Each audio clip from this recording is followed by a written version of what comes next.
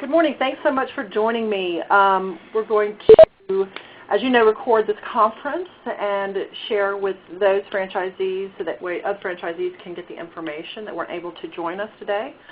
What we're going to be covering is a wide variety of information. The first one is going to be on, the first bit will be about billing and coding rules that you should keep in mind when working with Medicare beneficiaries. We're going to also be speaking about private insurance as well, but it'll be mostly sidebar comments and if you have questions. We'll also be I'll just show you just a quick overview on how to use PCA's Pro 32, the Medicare free billing software. And we'll talk about revalidation and how you should handle that and how it will affect your store, because this is quickly approaching. Also, to let you know, this afternoon, Tracy is going to put up on the FS Infonet a number of handouts that will take the information that you learned today and expand upon it and give you much more detail on different components. So you'll have that. And if you have any questions at all after this class, don't hesitate to give me a call. I'll be here through the end of the day on Friday. Okay? So eligibility, this is normally where you would start off in this process, of course. You would, you have a Medicare beneficiary or any sort of insurance member walk through the door. You want to determine eligibility. The IVR, and I'll have a copy in the handout list for every single jurisdiction, but right here we're looking at Jurisdiction C's copy of their system user guide. The IVR actually allows you to access a number of information, more than just eligibility and deductible. So you can use it for that. But when getting onto the IVR, you want to make sure that you always know whether or not your beneficiary has met their deductible. 2012 deductible, as you know, is $140. Every year it increases or decreases. I think this year it decreased a few bucks. So you want to check that out. Just so you know, too, there are a lot of franchisees as well as other people within our industry, meaning suppliers, that at the beginning of every calendar year do not bill their Medicare claims immediately. They normally wait a few months and perhaps start billing around April or submitting claims around April. Just so they are not having to collect the deductible from the beneficiary. They allow, this way they're allowing the physicians to have to ask the patient for that $140 as opposed to the supplier, you, asking for that money. So some of these guys have tried to work it that way. Also, I want to bring your attention, when you are checking benefits, you want to make, and if the patient has an order for a toe filler, you want to make sure that you check that. There's a 3-year warranty for a toe filler. I put out a memo several weeks ago now on toe fillers. Make sure you go back and take a look at that.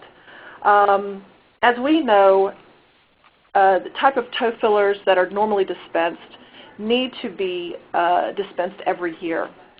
But Medicare will only pay for them every 3 years. That's what a 3-year warranty means. Now there is a component within the policy that states that if the toe filler has irreparable wear, then it will be paid for again within the 3-year period. So my suggestion to you is to make sure you take a picture and keep on file what the irreparable wear on the toe filler looks like, so that if you are audited for that file, you can prove that. Okay? And, by the way, if y'all have any questions, please just, either shoot me something on chat or either, ask away, because you're not on, I didn't mute anybody since we have a small group today. All right. Let's talk about coding. I know this is very basic, but I think it's very much worth just a quick overview of the typical codes that we use when billing Medicare. There's the A5500, which is for the over-the-counter depth and lace shoe. There's the 5501 for custom shoe, the A5512 for the multiple density insert, prefab insert, the A5513 for custom, and the L5000 for toe filler. When you're billing the A5512s and 13s, you want to make sure that the website dmepdac.com is your next best friend, because the PDAC must have reviewed the manufacturer's product, and if it's listed on their website, then that means that you can dispense those specific inserts to the Medicare beneficiaries, right? For the shoes and the toe fillers, they are not required to be reviewed by PDAC. Even though you'll find them listed, it's not required.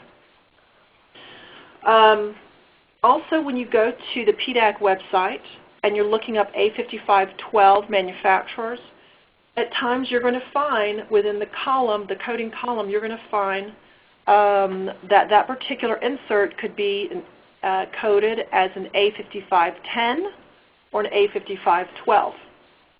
So when you use that particular product, you want to pay extra special attention to your documentation, because the A5510 is not payable by Medicare, as you know. Only the 12 and 13 are. So if you're using that particular product that can be either or, you want to make sure as the podorsist that you are documenting within your file that you applied external heat of 230 degrees Fahrenheit directly to that insert. Therefore, you can bill A5512 for that, and there's no question of what you did or if you did it. Remember, if it's not documented, it's not done per Medicare or per any insurance company. So, all right, so ICD-9 codes. I just want to show you here the listing. In my opinion, as a coder, and since we are not allowed to diagnose, I believe that we shouldn't be trying to find our own ICD-9 codes. Pick up the phone and call the nurse, the office manager, and find out which code they use to describe the diabetes, the diabetic diagnosis they gave that patient. So that way you're not having to guess or giving that person the wrong diagnosis code. It's important. With ICD-10 coming up, we know that implementation was pushed off 1 year, so now it's supposedly going to be effective in 2014. ICD-10 will be more complicated, much more detailed. So that's why you want to make sure that you are used to picking up the phone, you're used to asking your providers, your ordering providers, these questions. HCPCS modifiers, very important. If you're billing, you need to know what a HCPCS modifier is. These are the most common ones that we use. LT, RT. LT represents left, RT represents right. When billing Medicare, you must always bill, for example, an A5500 is one shoe. But when billing Medicare, you must use one line billing line and bill A5500 LT RT 2 units.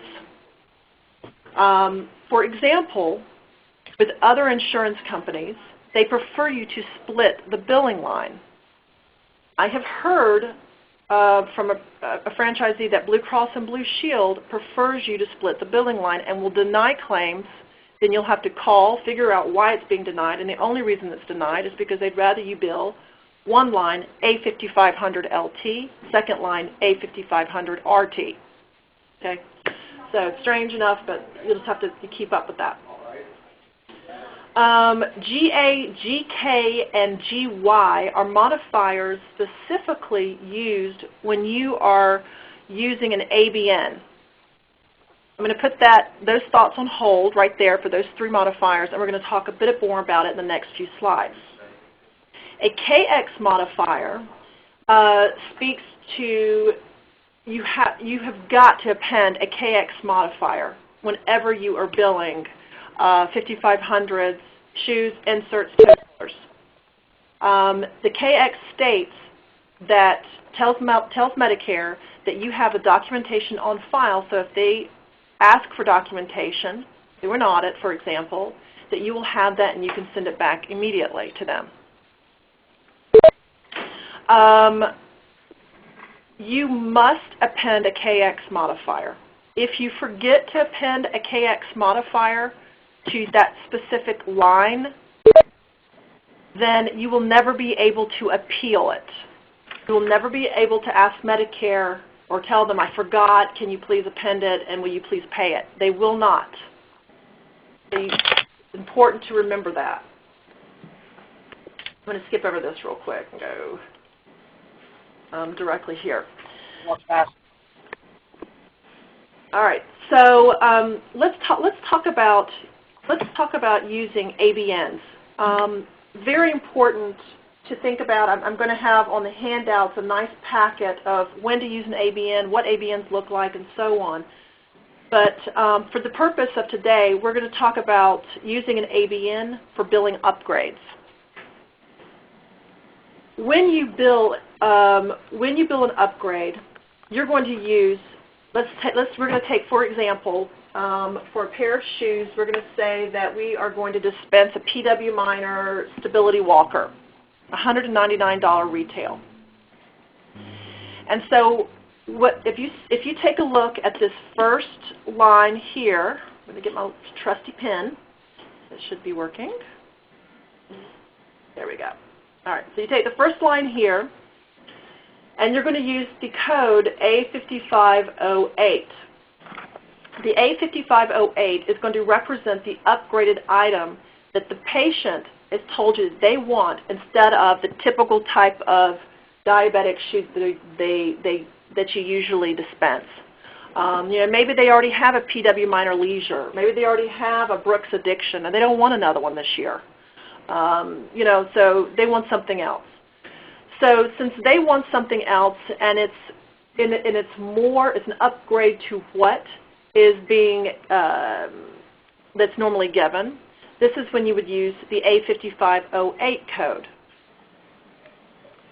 If it will not be covered without a signed ABN and without the modifier GA.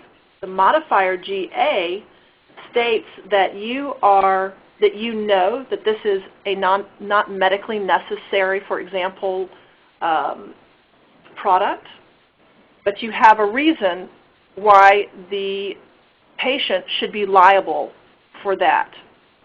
And I'm going to show you an ABN and complete it for this particular product to show you how to use that. So when you're billing here, you want to make sure you bill A5508. You've got your code, your LT, your RT, your KX, and your GA that states that you have an ABN. Then you want to make sure that you are billing the retail price, which is $199. On the second line, you go immediately and you bill A5500. Same, LT, RT, KX. GK is the modifier you need to add here, and you are showing that you understand that this is the medically necessary code. You then put the accepted allowable amount underneath the charge line. In the state of Georgia, the allowable amount for a pair of diabetic shoes is $133.38. For your state, it could be different, so you make sure you put yours in there. You then tally it up. The total is here. So the total charge for those shoes is $199, and then you would charge up front the patient the difference between the 08 and the 100. The difference between, so say for example, they're getting a Leisure, PW Minor Leisure, and they want that Stability Walker. The difference is $65.62. So you would charge them that amount up front plus their 20% copay, which is $92.30. So before they leave your store, they would pay you that amount. You then would bill Medicare this $106.70. Okay? So that's how you would bill for an upgrade. Now, to make sure you're crossing all your T's and dotting your I's and you're protecting yourself the entire way, you need to have an ABN prior to billing and dispensing those shoes. The patient must be able to understand what they're doing here. So, you know what? So what you want to do is you want to, and now within the handouts I'm going to send you, you will have a very detailed explanation of, you know, how you fill out A, B, C, and D, and so on. But for our purpose today, we're going to just talk about D, E, F, and H. Within D, you actually, you just write out the code that you're referencing here for your billing, the 08, which says it's an upgrade, the name of the shoe, its manufacturer.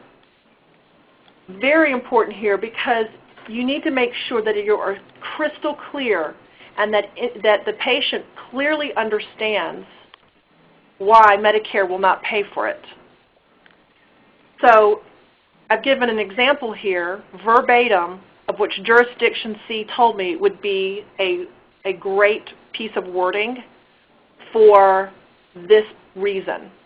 So this is verbatim for what I was given from jurisdiction C just yesterday. Physician ordered diabetic shoes, but patient requested a PW minor stability walker, which goes above and beyond what is medically necessary. And this should be Medicare, so sorry. Medicare doesn't cover requested upgrade. Okay?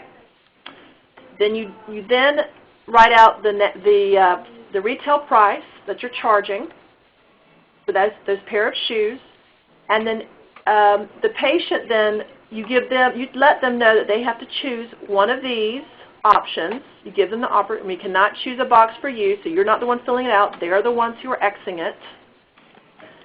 So you're going to have to go over this form with them. And then under H, this is just opportunity for additional information.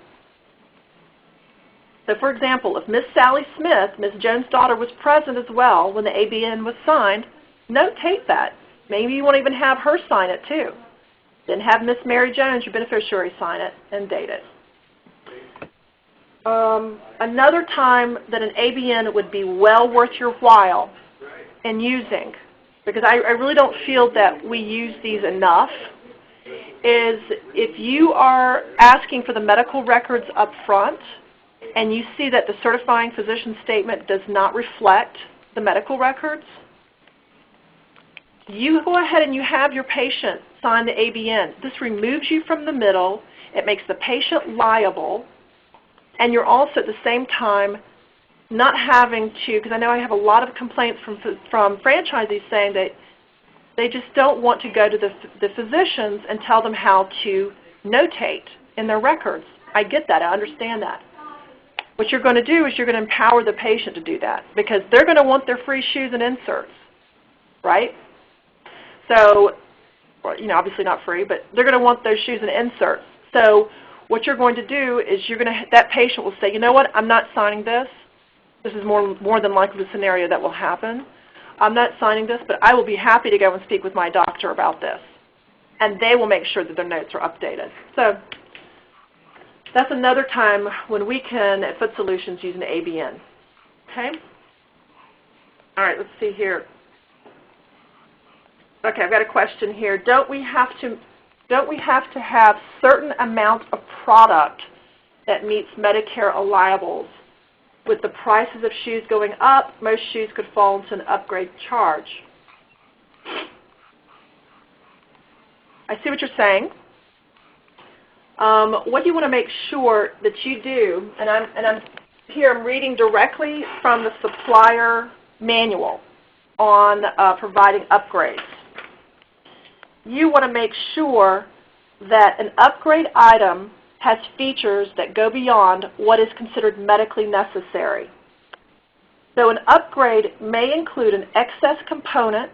An excess component may be an item, feature, or service which is in addition to or more extensive and more expensive than the item that is reasonable and necessary under Medicare coverage requirements. So when you are billing, and let me go back to this billing slide, when you are billing, I forgot to show you guys this, you need to make sure that you use line 19 of the HCFA 1500 form, electronic or paper, and you must list why it's considered an upgrade. So maybe it's a higher grade of material. Maybe it's a sturdier sole. Maybe it's a better inner liner, or some reason why. You need to make sure you list that there as well. And yes, I asked my guy, I said, could we have them sign an ABM for $10 above? Because you could be $10 to $70 depending on the shoe. Of course, it always has to meet those diabetic shoe requirements, right? Outline. And he said, you know what? Yeah, as long as it is beyond what is medically necessary. So that's going to be an operational decision on your part, but that's the long and the short of it. It's interesting. All right. I'm going to go ahead and break on into PCA's Pro 32 with you guys. And just the purpose here is just to show you how easy this software is to manipulate. Sorry about the call ringing through. I can't forward it, so we'll have to listen to them ring. All right, so the next one here is reference file maintenance. So what I like to do is capture the physician that has certified for us. And the way you do that, because we're going to add that to the claim, you go into reference file maintenance. Literally, can everyone see this? Can everyone see the file? Yes. Yes. Okay, so you guys can see PCS Pro 32? Yes. Okay, good. All right, so you can already see I've got several physicians listed here. So what we want to do is you just create a new physician. You put the name in, simply enough, their address, NPI number, and save it. And they'll pop up here on your list. You close it out, and then we're going to go right into professional claims. You've got institutional or professional claims processing. We're considered professional. You go into enter claims, and you literally go through these various tabs filling this out. It's very simple. If you forget, for whatever reason, what something means, all you have to do is put your cursor. Oh, it's going to make me fill this out.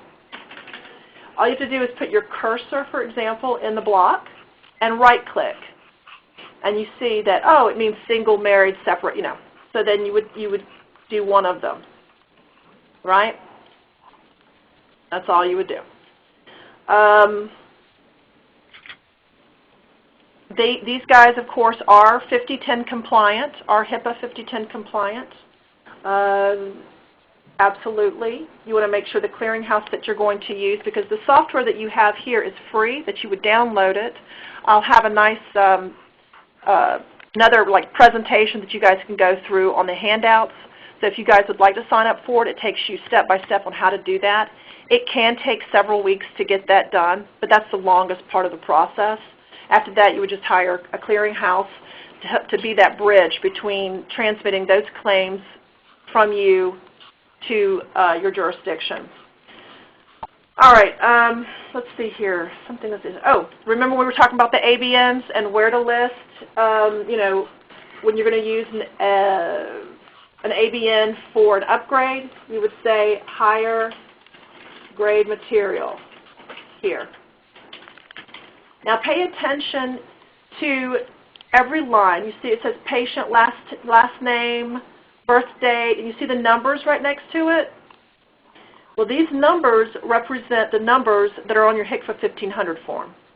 So if you're used to filling one of those out, you can always go back and go, oh yeah, okay, this is what this means. You know, because maybe you're used to seeing it a certain way. Then you've got insured information. So if you right-click and under Payer ID, it's going to show you the insured's information. So even though, for example, I'm in Jurisdiction C, sometimes I'm billing for Jurisdiction B patients. And so therefore, it would automatically direct Jurisdiction B. And actually should do that anyway. Or, you know, it's actually had a time where I've had it denied and I've had to go back in and fix that, but it's easy enough. Oh, and their 1-800 number, customer service. These guys are very easy to talk to. They're very helpful. I've never had an issue. I've never had to wait, you know, as you have to sometimes when calling an insurance company. These guys, I don't have to wait at all. Payer name. So, you know, here you obviously would have, it actually populates here. So let me just do one real quick. So obviously it just populates automatically for you, the payer name. Here's your insured beneficiary's ID number that you enter here. But it automatically populates everything else as long as you've done the screen before. Here you go to the next tab, billing line items. You fill in the diagnosis codes. Now what's really interesting about the diagnosis codes here is that when you submit a claim electronically to Medicare, it already goes through these different types of claim edits automatically. Now we know that on a certifying form, the patient has to have diabetes, but they also have to have one of the secondary conditions, right? You do not have to have a secondary condition ICD-9 code listed on your claim form for it to pass through.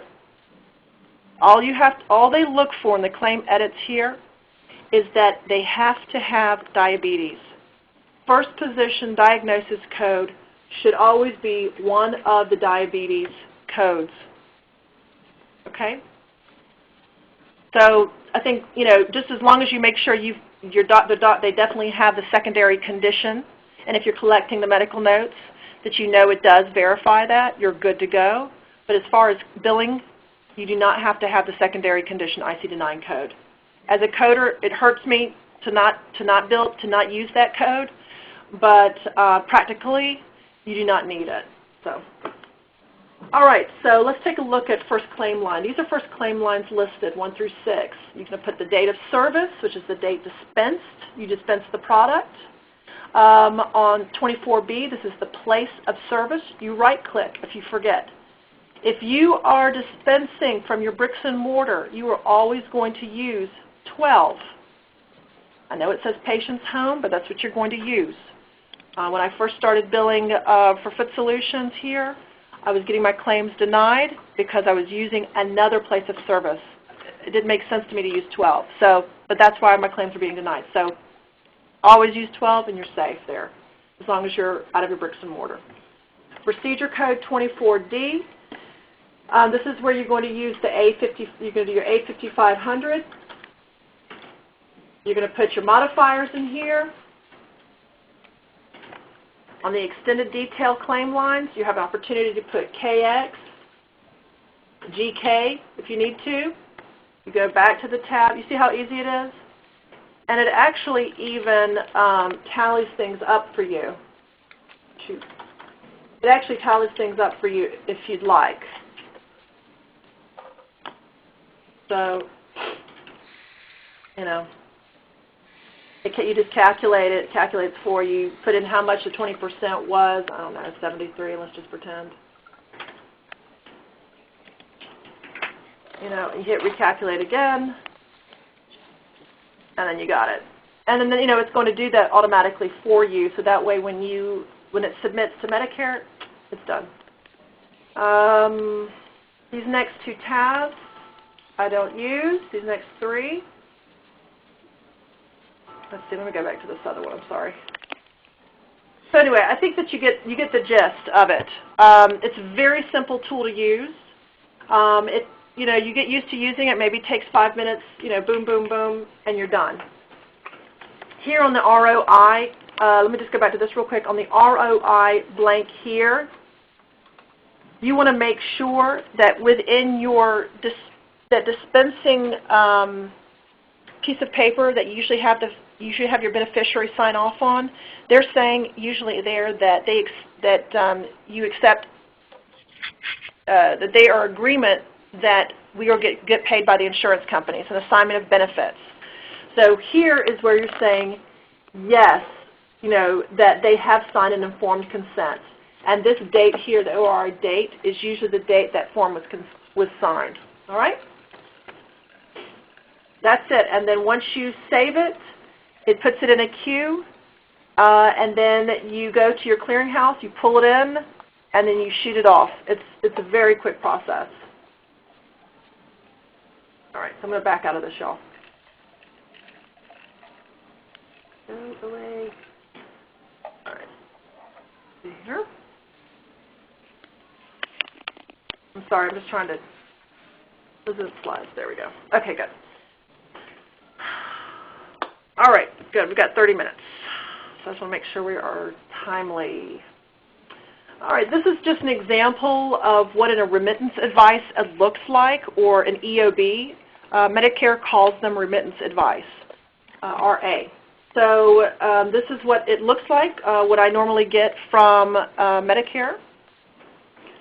So you see it very clearly lists, the name of the beneficiary here that I've blacked out, their HIC number, or their ID number. Then it also here talks about, here it points out A5500, A5513. You see the modifiers have been used, the price is charged. Then you look at the co-insurance. This is the 20% here. The total is $72.40 with the 20% collected, and here is the total here that we are expecting payment for Medicare. We got a check amount, and then it says here that they're sending us a check amount for $289.60. The total amount billed was $362. You see? All right. So it's that simple. If you ever have any questions, you just give them a call, or you resubmit, or you appeal, and it's usually on these. You're going to find out very quickly if you have an audit. Then you'll know it's denied, and I can't remember. I haven't received one in a long time, but can't remember exactly the code that it uses. But it's pretty clear. All right. Just so you know that I've also included those different types of pages so that when you guys go back and take a look at this, you'll be able to easily remember what we talked about on PCA's Pro 32 and how to complete it. Any questions so far? Okay. All right. Let's jump on into revalidation. What is revalidation? I'm just going to go ahead and read through this and then make sidebar comments as I'm reading the bullet points. But everyone is going to get a revalidation letter from NSC. How do you know you're getting how do you know that you haven't already or are getting a revalidation letter? They are sending them to you in bright yellow envelopes through regular mail. The idea with the bright yellow envelope is so that you would be able to easily discern them from other mail that you receive regularly. If they do not hear from you around day 56, they're going to pick up the phone and call you 2 times, 2 separate occasions, to see what's going on. You have a total of 60 days to respond to this and to revalidate. What will happen here if they do not hear from you, if you do not answer the phone, if you do not respond to the mail, they're going to suspend or deactivate your supplier number. The address and the phone numbers that they will use are the address and phone numbers that you filled out on the 855S form. So whatever address and number that you put there are the numbers and addresses they're going to call you on or mail this letter to you, okay? I also, within the handouts, I'm going to have a copy of what a real validation letter looks like. From another supplier here in the city, I was able to get a copy of his letter. It was real nice to share that. All right, let's see here. This is going to happen every 3 years. And so you need to, this is going to be the hardest one, of course, because I think a lot of us are not PCOS updated online. And they are really making an effort to force everyone to go electronic, bring us all into the 21st century. If you were still submitting paper claims to Medicare, that's okay. You're still allowed to do that if you're a small business. But on the other hand, with revalidation, it is frowned upon to use an 855S form to revalidate. They really want you getting on PCOS. All right, so let's talk about how you can prepare. You want to make sure that your business and state licenses are up to date and posted. The reason why is because us suppliers that bill the codes that we bill, the 85500s and 12 and 13s and so on, we are being highly scrutinized by CMS. And since we are considered within this type category, that means that we will always be visited by Medicare. NSCs are the ones who are supposed to be coming out and approving revalidation. So whether or not you are a new business wanting to become Medicare licensed or a business that's been Medicare licensed for the last 10 years, every 3 years you're still going to be reviewed by NSC. All right, so going back, so you want to make sure that your business and state licenses are up to date and posted in your store. You want to confirm that your business name and address is exactly the same in all documents.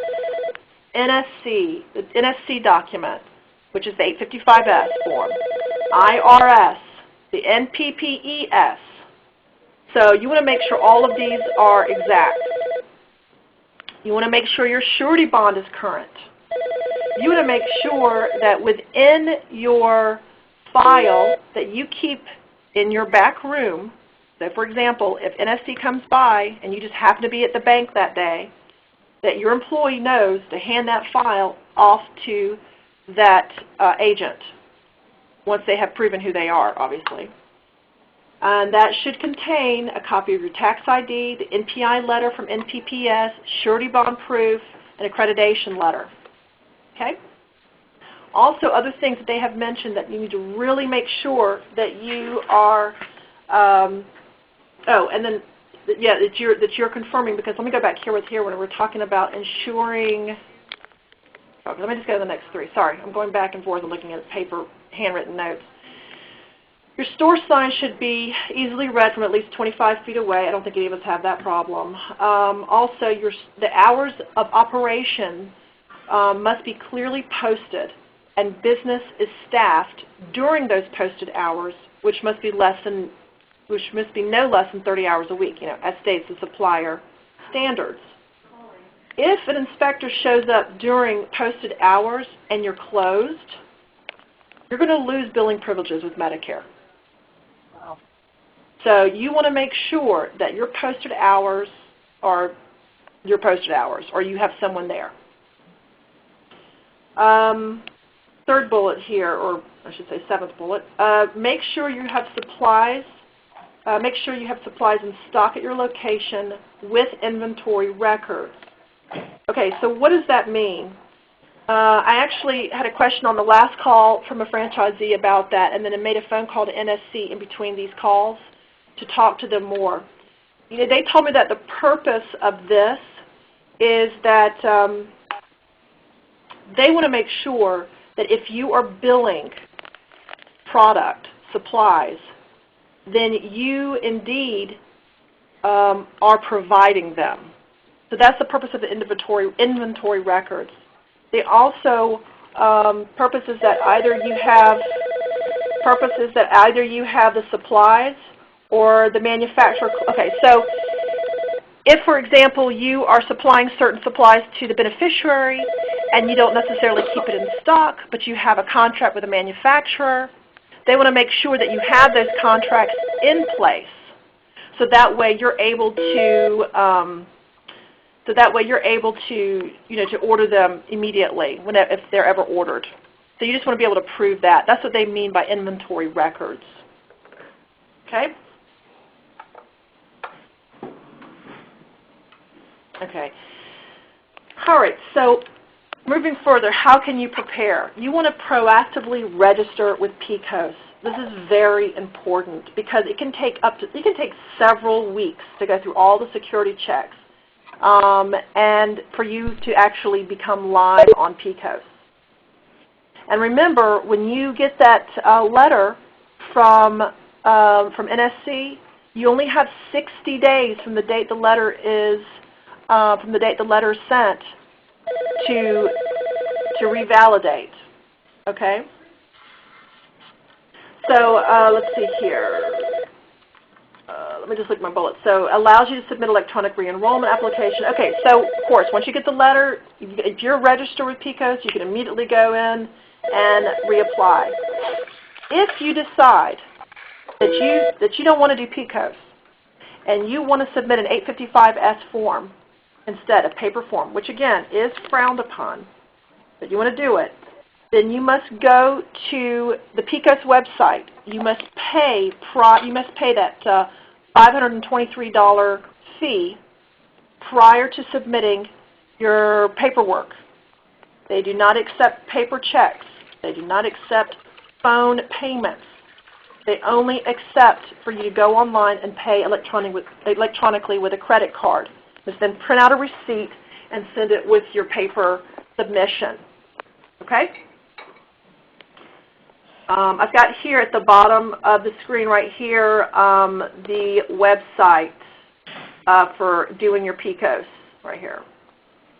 If you have a biller, check in with them.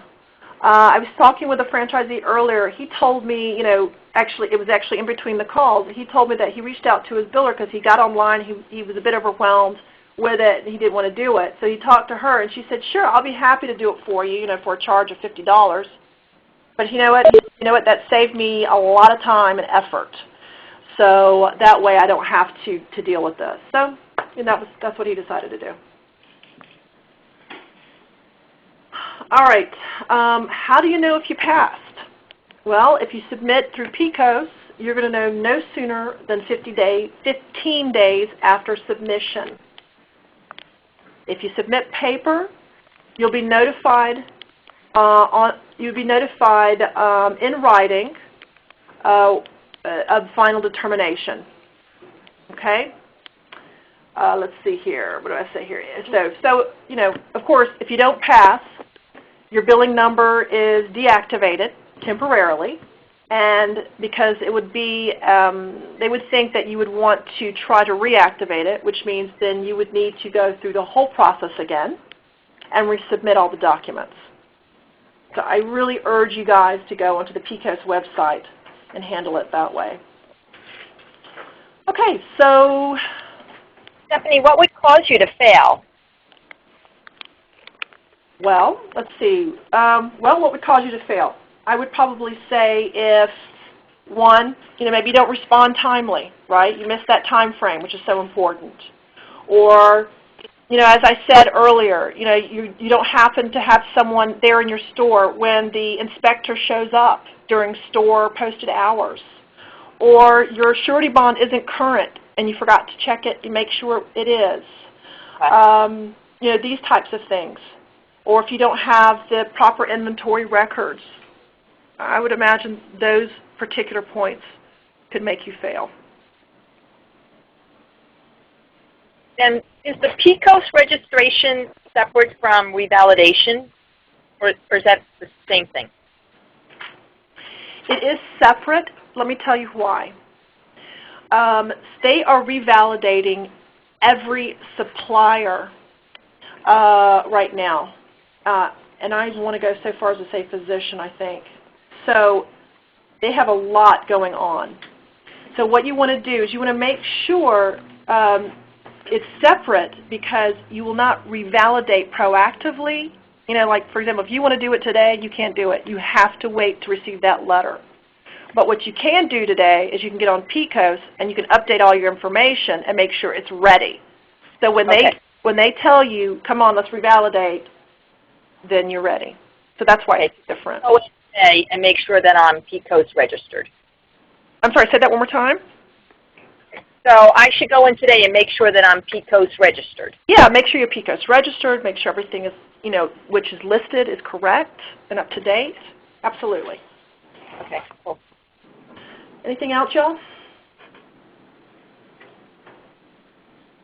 Let's see. Will you provide a copy of the slides you're using in this presentation? Absolutely. They will be provided within the handouts that are going to be posted on the FS Infonet. Make sure that you contact Betty via email if you want to take the quiz and get EU credits for this class. Okay? Any other questions? Yes, Stephanie, is the validation every 3 years, you said?